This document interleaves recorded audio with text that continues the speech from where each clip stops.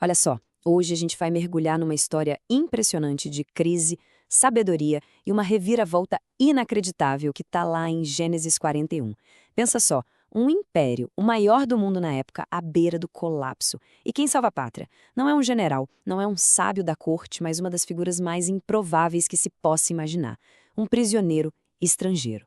Como é que isso foi acontecer? É o que a gente vai ver agora. E a chave para tudo isso está numa pergunta. Como é que um sonho, um simples sonho, consegue resolver uma crise nacional inteira? E não é um sonho qualquer. A gente está falando de um enigma que simplesmente abalou a maior potência do mundo antigo até os alicerces.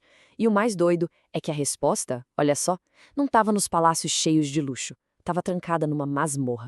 Então vamos para o cenário: Egito Antigo. Uma superpotência, sabe? Cuja vida inteira girava em torno do rio Nilo. E no comando de tudo, o faraó. Um cara que era visto praticamente como um deus. Mas, de repente, a paz dele acaba. Por quê?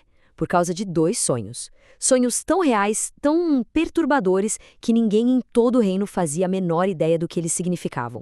E olha que interessante, os sonhos eram quase espelhados. Primeiro aparecem 7 vacas gordas, bonitas, sabe? Símbolo de fartura. E logo depois, elas são devoradas por 7 vacas magras, horríveis.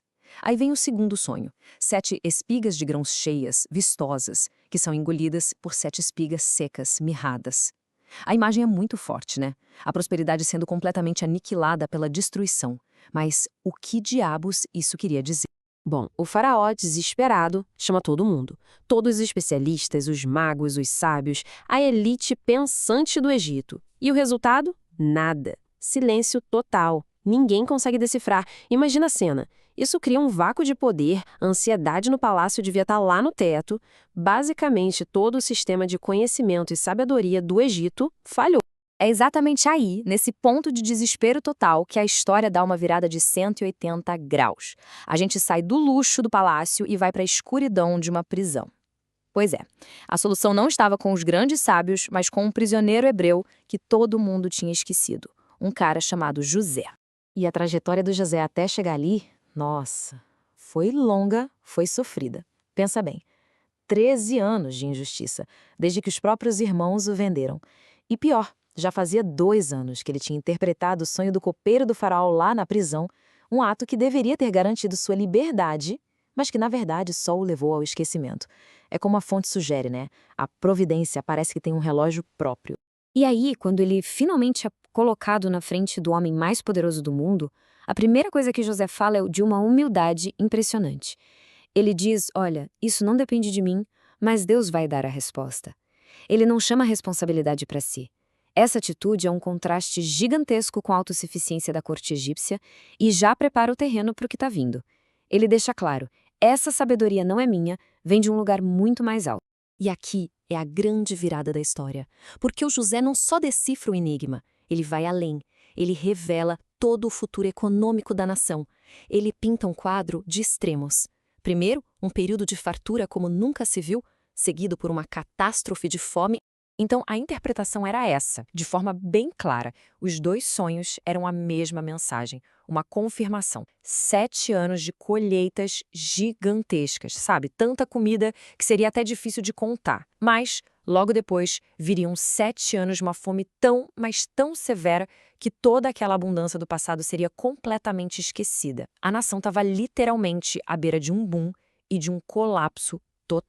Mas é aqui que está a genialidade do negócio. O José não chega só com o problema, ele chega com a solução completa. Um plano estratégico em 3 passos.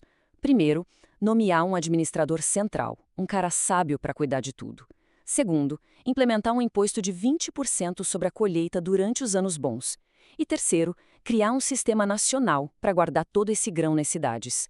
Basicamente, o cara desenhou ali, na hora, a política pública que ia salvar o Egito da ruína. A reação do faraó? Imediata, decisiva.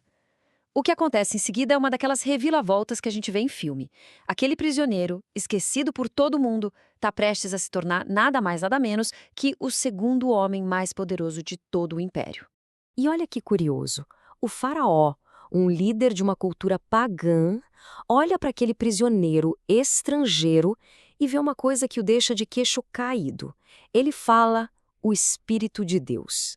Ele não tá vendo só um cara esperto. Ele percebe uma sabedoria que não é normal, não é humana. E é essa percepção, segundo a fonte, que é o gatilho para essa ascensão meteórica do José. E essa promoção não fica só na palavra. Ela é oficializada com todos os símbolos de poder absoluto. José recebe o anel do faraó, que na prática dava a ele autoridade para criar leis. Ele é vestido com roupas de linho fino, a roupa da elite, ganha um colar de ouro, um sinal de honra real, e ainda passa a andar na segunda carruagem mais importante do império, com todo mundo tendo que se curvar para ele. Pensa só, num único dia, o cara foi da cela da prisão para a cadeira de primeiro-ministro. E para fechar o pacote, para selar de vez essa integração na alta sociedade egípcia, ele ganha um novo nome egípcio e ainda se casa com a filha de um sacerdote super importante. Pronto, José agora está totalmente inserido no centro do poder do Egito, na posição perfeita para colocar em prática o seu plano de salvação. Ok, agora vamos dar um passo para trás. Vamos ampliar um pouco o foco e entender como a fonte analisa o significado mais profundo de tudo isso. Porque essa não é só a história de um homem, é sobre um padrão, um modelo poderoso que se repete ao longo de todo o texto bíblico. A história de José é vista, então, como um resumo, um microcosmo de uma narrativa muito maior.